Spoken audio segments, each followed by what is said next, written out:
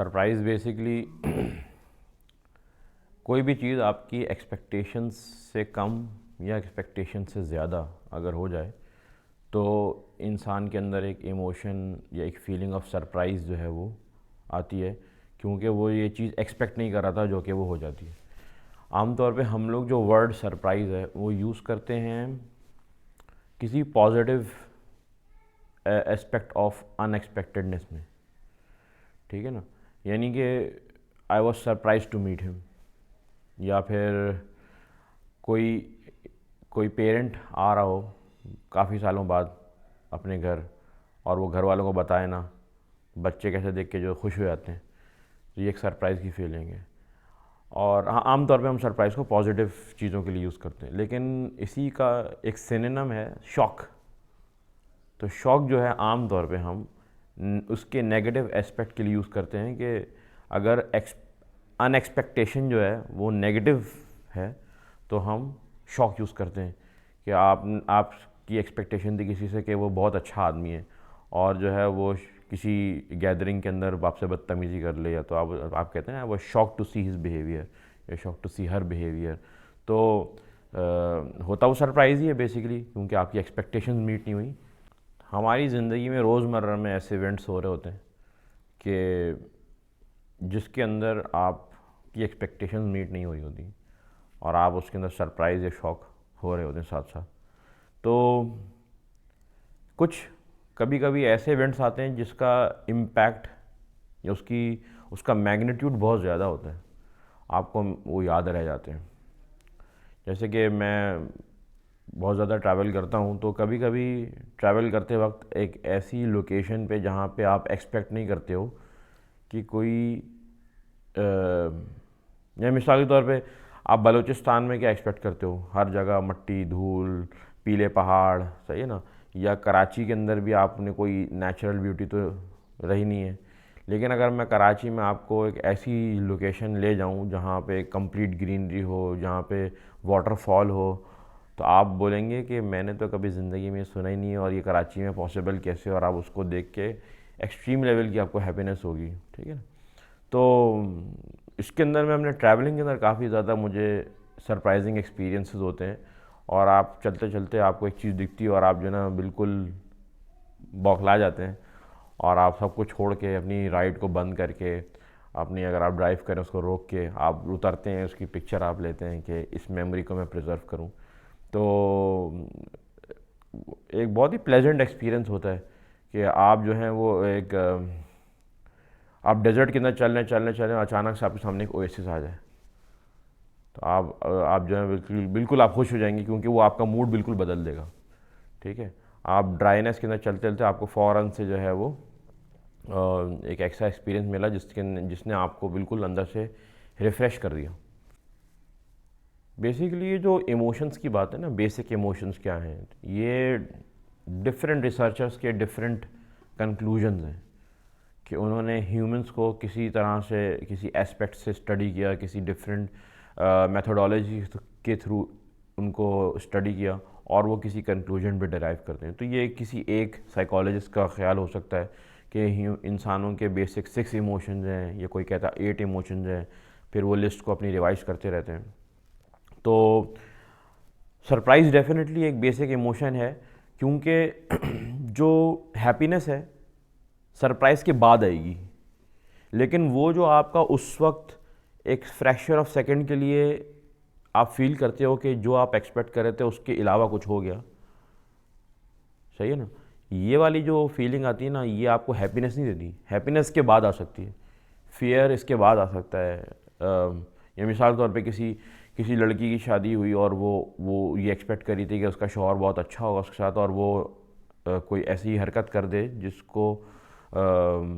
उसके लिए बिल्कुल शॉकिंग हो, ठीक है ना। तो है तो फीलिंग ऑफ अनएक्सपेक्टेशन, लेकिन उसके बाद फियर जनरेट हो सकता है कि ये तो वही मार पिटाई करने वाला आदमी है। या फिर ऐसा हो सकता है कि कोई बच्चे होते हैं और ऑर्फन्स हो जाते हैं, उनको कोई और अडॉप्ट कर लेता है, और आमतौर पे बच्चे ये समझते हैं कि हम जाएंगे तो हम पे जुल्म होगा, हमसे घर के काम कराए जाएंगे, और वो उनकी एक्सपेक्टेशन होती है। लेकिन जब वो घर जाते हैं तो उनको हो सकता है उनके फॉस्टर पेरेंट्स बहुत अच्छा ट्रीट कर रहे हो, उनके लिए बड़ा अच्छा सा उन्होंने बेडरूम सेट लिया हुआ हो और उनके टॉयज़ हों, हर चीज़ हो, और उनके मज़े मज़े के खाने बन रहे हो, तो ये उनका बिल्कुल एक्सपीरियंस उनकी एक्सपेक्टेशन के अगेंस्ट था। तो उस वक्त जब उन्होंने वो चीज़ देखी पहली बार जाके घर में कि हमारा तो इतना अच्छा कमरा है, तो क्या होगा कि उनको आ गई, उनको सरप्राइज जो फीलिंग आई ना वो, अब उसके बाद जनरेट हुआ हैप्पीनेस। तो हम सरप्राइज को डेफिनेटली बेसिक इमोशन तो कहेंगे, होता बहुत थोड़ी देर के लिए, लेकिन और हो सकता है उससे कोई फर्दर इमोशन जनरेट भी हो रहा हो, लेकिन वो जो फीलिंग ऑफ अन एक्सपेक्टेशन आती है कि आपकी एक्सपेक्टेशंस के अलावा कोई चीज़ हो गई, तो ये जो है वो आपका बेसिक इमोशन ही होगा। ये तो सिर्फ प्रॉब्लम्स के अंदर आएगी ना, अगर आपकी एक्सपेक्टेशंस किसी से पॉजिटिव थी और किसी भी वजह से वो पॉजिटिव एक्सपेक्टेशंस नहीं मीट हुई, बल्कि जो रियलिटी को आपने जब इनकाउंटर किया तो वो बहुत ही आपकी एक्सपेक्टेशन से लो थी, तो फिर उसमें लोगों के डिफरेंट रिस्पॉन्सेज होते हैं। कुछ लोग जो हैं उस पर जो रिएक्ट करते हैं वो बस बगैर सोचे समझे उस पर उनका एक इंट्रिंसिक रिएक्शन आ रहा होता है, जिसके अंदर थॉट प्रोसेस इन्वॉल्व नहीं होता, ठीक है। दूसरे लोग वो होते हैं जो कि इस पे एक सोच विचार के बाद वो कोई कोई स्टेप लेते हैं, ठीक है ना। तो इसके अंदर बेसिकली क्या है कि आप अपनी रैशनैलिटी को लूज़ नहीं कर रहे, ठीक है ना। आप अपनी रैशनैलिटी को यूज़ करें क्योंकि वो आपका एक फैकल्टी है, आप उसको आप यूज़ कर रहे हैं और अपनी सिचुएशन के अंदर जो बेस्ट डिसीजन आप समझते हैं वो आप लेते हैं। लेकिन कभी कभी आपको ये करने की ज़रूरत नहीं पड़ती, जब एक्सपेक्टेशन से बेहतर चीज़ हो जाए आपके साथ, तो आपको रीज़न यूज़ करने की ज़रूरत नहीं, क्योंकि उसमें जो है आपको पता कि अच्छा ही हो रहा है। मिसाल के तौर पे मेरे साथ ये हुआ कि जब मैं अपने ए लेवल के बाद डिफरेंट यूनिवर्सिटीज़ में अप्लाई कर रहा था मैं, तो कराची की एक, नाम नहीं लूँगा, एक रेगुलर सी यूनिवर्सिटी ने मुझे रिजेक्ट कर दिया for I don't know what reason, और कराची की सबसे बेस्ट यूनिवर्सिटी आईबीए ने मुझे एक्सेप्ट कर लिया, ठीक है। तो जब अच्छा रिजेक्शन पहले आई उनकी और कुछ दिनों बाद आईबीए की एक्सेप्टेंस आई, तो जब उनकी रिजेक्शन आई तो मुझे लगा कि अगर इन्होंने रिजेक्ट कर दिया तब तो आईबीए तो पक्का पक्का रिजेक्ट करना है, क्योंकि हो सकता है कि मेरा वो स्टैंडर्ड ही ना हो कि मैं अच्छी यूनिवर्सिटीज़ में पढ़ने के लायक हूँ। लेकिन जब आईबीए ने एक्सेप्ट किया तो मुझे उस वक्त कोई रीज़न यूज़ करने की ज़रूरत नहीं कि अब मैं क्या करूँ, मुझे पता था कि मुझे तब इसके अंदर जाके पढ़ना है, ठीक है ना। तो जहाँ पे आपको अपने रिएक्शन को कंट्रोल करना है वो आम तौर पे वो जगह हो सकती है जहाँ पे आपके एक्सपेक्टेशंस के साथ कोई नेगेटिव सर्कमस्टेंस हो जाए और आप वो चीज़ एक्सपेक्ट नहीं करते लेकिन वो हो जाए। इमोशन से तो कोई भी ऐसी चीज़ जो आपके ज़िंदगी में होगी, चाहे वो आपकी पर्सनल लाइफ में हो, प्रोफेशनल लाइफ में हो, वो इमोशन उसका पार्ट होते हैं, आप इमोशंस को उससे सेपरेट नहीं कर सकते, ठीक है ना। अब बहुत सारे लोग होते हैं जो कि कम्युनिटी बिल्डिंग के अंदर, बिजनेस के अंदर जो है वो बहुत प्रोएक्टिव होते हैं। अपेरेंटली भी हो सकते हैं कि भाई ये तो बहुत प्रोएक्टिव हैं, आपको लग रहा होता है, लेकिन एक्चुअल में वो नहीं है, ठीक है। तो उनके लिए बहुत सारी चीज़ें कभी कभी सरप्राइजिंग होती है। जैसे कि कॉर्पोरेट्स के अंदर आमतौर पे ये होता है कि कॉर्पोरेट प्लानिंग में आप बहुत सारी कंटिजेंसीज़ को आप प्लानिंग में अपने रखते हैं कि इन केस अगर प्लान ये फेल हुआ तो फिर हम क्या करेंगे, फिर ये भी फेल हो तो फिर हम क्या करेंगे, अपने प्लान बी सीज बनाते हैं। तो उसमें ये होता है कि अभी जैसे कोविड आ गया, बहुत सारे बिजनेस ने उसी वक्त इन्वेस्ट किया, बिलियंस ऑफ डॉलर जो हैं वो कोविड के अंदर लोगों के वेस्ट हुए, क्योंकि उन्होंने वो एक्सपेक्ट नहीं कर रहे थे कि इस तरह का कोई पेंडेमिक दुनिया में आ जाएगा और वो जो है उनको उनकी सारी इन्वेस्टमेंट को ज़ाया कर देगा। मिसाल के तौर पे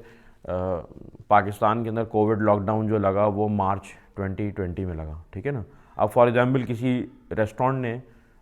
जनवरी के अंदर अपनी ओपनिंग की और अभी 2 महीने उसको चलाए हुए नहीं हुए थे कि इंडोर डाइनिंग के ऊपर बैन लग गया, ठीक है। अब वो सारी इसकी इन्वेस्टमेंट जो है वो ज़ाया हो गई। तो what were the plan B's, what were the plan C's, कि भाई अभी अगर ये नहीं हुआ तो what would I do I have an extra capital to run the show. मैं अगर मैंने डाइन इन वाला स्टार्ट किया था, तो क्या do I have the capability to cater to online orders and make deliveries, या मैं क्या टेक अवेज कर सकता हूँ। तो आपके पास सिनेरियोज़ के अंदर आपने डिफरेंटली उसको वर्कआउट करना होता है कि आप किस तरह से, अगर कोई सिचुएशन ए नहीं हुई तो, and if you have to go to situation B, then what plan do we have. तो इस फीलिंग ऑफ सरप्राइज़ वो तो आपको होगी, लेकिन इसको मिनिमाइज़ करना और इसके नेगेटिव इम्पैक्ट्स को आपने जो है वो अगर ओवरकम करना है, तो आपको उसके अंदर अपनी प्लानिंग को इम्प्रूव करने की ज़रूरत है। ठीक है, कम्युनिटी बिल्डिंग के अंदर भी यही है कि लोग जो है वो बहुत ज़्यादा इन्वॉल्व आपको अपेरेंटली लगते हैं, या उनको इल्यूजन में होते हैं कि वो बहुत ज़्यादा इन्वॉल्व हैं, लेकिन उनको लोगों के मसाइल पता ही नहीं होते। ठीक है, जब नहीं पता होते और उनके सामने ऐसा कोई काम हो जाए तो वो उनके लिए मोमेंट ऑफ सरप्राइज़ होता है। इसी तरह से पेरेंट्स का भी होता है। पेरेंट्स को अगर अपने बच्चों के साथ अच्छी कम्युनिकेशन नहीं है, वो अपने बच्चों को सही से समझते नहीं हैं, और बच्चा कोई ऐसा काम कर ले कि जो उनको बाहर वालों के थ्रू पता चल रहा है कि भाई आपका बच्चा तो ये कर रहा है घर के बाहर, आपको लग रहा था बच्चा बहुत नेक है, बहुत अच्छा है, लेकिन बच्चे ने कोई ऐसा काम किया घर के बाहर जो कि आपके वो उसके जो आपने परसेप्शन बनाया था नेक होने का, उसके ख़िलाफ़ था वो। तो आपको क्या होगा कि शौक होगा, आप गुस्सा होंगे, आप उदास होंगे कि भाई ये तो हमारे बच्चे ने हमारी नाक कटवा दी, हमारा नाम डुबो दिया, और आप हो सकता है उसको डांटें मारें जो भी। लेकिन इसकी वजह ये प्राइमरीली ये थी कि आप जो हैं वो अपने एक इल्यूजन में रह रहे थे, आपके अपने बच्चे के साथ कम्युनिकेशन अच्छी नहीं थी, और जो रिज़ल्ट आया वो इसी वजह से आपके लिए सरप्राइज़ था। हो सकता है किसी और के लिए सरप्राइज़ ना हो। आम तौर पे लोगों के लिए बड़ा इसको समझना मुश्किल होता है कि भाई सरप्राइज़ को हम एज एन इमोशन कैसे लिस्ट करते हैं। तो आज जो हमने गुफ्तगू की इसके ऊपर, ये हमारे लिए ख़ुद सरप्राइज़ था, क्योंकि जब आप इस पे सोचते हैं ना, तो फिर आपका माइंड वर्क करेगा कि भाई इसके क्या एस्पेक्ट्स हैं, वो किस साइकोलॉजी ने कैसे इसको किया। ठीक है, तो आज की ये गुफ्तगू भी हमारे लिए सरप्राइज़ थी कि हमें इसके बारे में कुछ नहीं पता था, लेकिन हमने इस पर बहुत कुछ बोल लिया।